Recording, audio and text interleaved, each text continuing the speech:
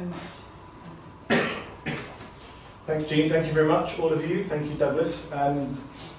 What can't you say in the 21st century?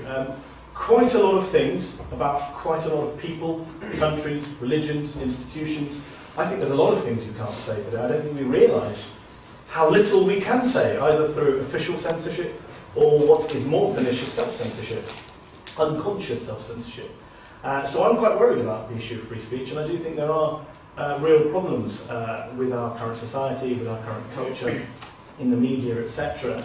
I should begin by saying that it's kind of banged into us from a very young age.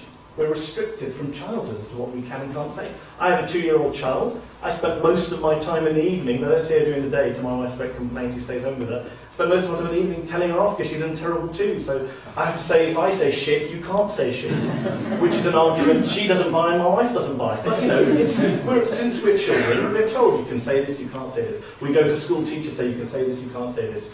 We get a job, our bosses say you can say this, you can't say this, etc., etc. And you know, that's rammed into us from a very young age. And so, free speech is a very tricky issue. I don't know if I have a settled view on it, and anyone who knows me knows that I have a settled view on pretty much everything. Apart from perhaps Northern Ireland, which I try and stay away from, and free speech, which is something that has, the debate around it has reared its head in recent years for all sorts of different reasons, rightly and wrongly. And it's something that I came along here tonight and I said to Jean, fascinating discussion, looking forward to hearing what everyone has to say, because I'm someone who takes each case as it comes. I'm someone who kind of, my views have evolved on this, depending on the climate. And I think Jean's right to say it's something that we only know about, we only feel when we've been harmed, when we're on the receiving end of someone else's harmful speech, or when our own speech is denied on a particular occasion. Suddenly we become great free speech advocates. I'm not an absolutist. It's become very fashionable in recent years to become absolutists on free speech. To be a moral absolutist is great. What was it that Bush and the neoconservatives said? Moral clarity is what we need. I don't agree with that at all. I think moral absolutism on free speech is a red herring. My good friend Johan Hari says that the solution to free speech is more free speech, and I think that's one of those, with respect to Johan, trite things that Douglas mentioned earlier. It's very easy to say, it's not practical, and it's not true necessarily. Even John Stuart Mill, as many of you I'm sure are great students here studying all those classic works, you know, he said something about, you know, you can feel free to slag off the corn dealer, but don't do it standing outside his house with an angry mob, etc., etc. We all accept that there are restrictions on free speech.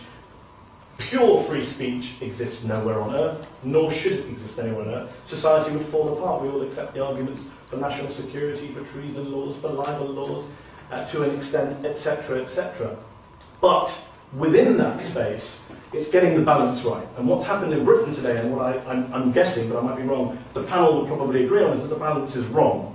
And that we now have a situation where it's tilted against where the line should be on free speech. Sadly, under a Labour government, which has passed 13 years of laws which have undermined basic rights to free speech. So that you are in a situation where there's some real grey areas and there's some black and white areas where we've gone wrong. Surprise, surprise, I don't agree with Douglas. I don't think Islam is one of those areas. I think it's laughable to argue that you can't say things about Islam. As someone who spends a great deal of time looking at the front pages of the Mail and the Express, I can only laugh and say that you can't say things about Islam. I thought Richard Littlejohn's entire salary was based on about Islam. You know, this idea about the Prophet being a paedophile. I mean, it's one of your own traps. You say something brave and controversial, but Charles Moore beat you to it about 8 years ago in a column in the Daily Telegraph, where he called Prophet Muhammad a paedophile. Charles Moore still writes for the Telegraph and the Spectator, is still a very well-respected journalist, is not living under any death threats, as far as I know. So I'm not sure that's the case, and we can talk about that more. What I do think is I agree with those old liberals at the UN. 18 months ago, the UN Committee on Human Rights published its report that it publishes every 3 years on human rights, in particular on free expression. And they highlighted 3 areas where they said there was a real chill on free speech in the UK. And one of them was libel laws, where we now are a centre for so-called libel tourism, where wealthy foreigners turn up to sue in our courts writers and speakers who they couldn't sue in their own countries. But our courts, they go with the plaintiffs. They highlighted the Official Secrets Act, which the government uses to crack down even on former civil servants who try and bring into the public domain genuinely important public information that we have a right to know. And the third area, of course, was anti-terror laws, where, for example, the provisions of the 2006 terrorism law were highlighted as being far too vague, far too sweeping, and where the government says, you know, if you're enthusiastic about terrorism, if you glorify terrorism, if you praise terrorism without defining these things properly, you are a terrorist. You can be prosecuted. You can get a 7-year jail sentence, I think. And this is a clear crackdown on free expression. And civil rights campaigners said at the time that free speech is one of the victims of the war on terror. And I wholly agree. So those were the three big areas that they highlighted. And I broadly agree with those areas. Of course, there are other issues about religion. There is a debate to be had about religion, about culture, about countries. What can you say about foreign countries? What can you say about race these days? What I would say, before I finish, is this, and that is that the free speech debate has unfortunately been hijacked by people with different political agendas. And that's across the spectrum. So when you hear someone talking about free speech, all I would advise you to say, as someone whose own view is not settled on this, when you hear someone, a purist, come along and say this or that, just check out what agenda they're coming with. Because everyone has an agenda. So I'll give you an example. You have the right, you have conservatives who say, free speech is gone in this country. Why can't I make that Irish joke I could make? Political correctness gone mad. What happened to an Englishman's right to free speech? If I'm Anne Winterton, I want to make a joke about cockle pickers dying, and I shouldn't be sacked to the Tory front bencher. If I'm in, or when I was here 10 years ago, it was the ALCA, which I now believe is called OCA, which obviously distance itself. But I remember them doing Nazi-style salutes and drinking games which involved singing about Nazis and Mercedes-Benz and all sorts of stuff.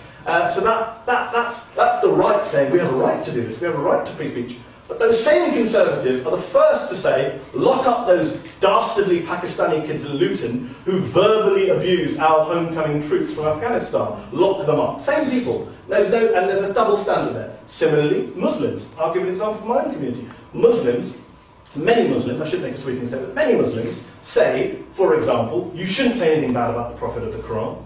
You shouldn't say anything bad about our faith. We won't accept that. On the other hand, the same Muslims say we should have the right to free speech, to condemn homosexuality as evil, to condemn Christianity as a false religion. There's a clear double standard there. So in every group, whether you're on the left or the right, whether you're an atheist or a Muslim, there are agendas at play. And when people come to you and say X, Y, or Z about free speech, just check out the agenda that they are pushing before they make that very morally pure argument. That's what I'd say to them.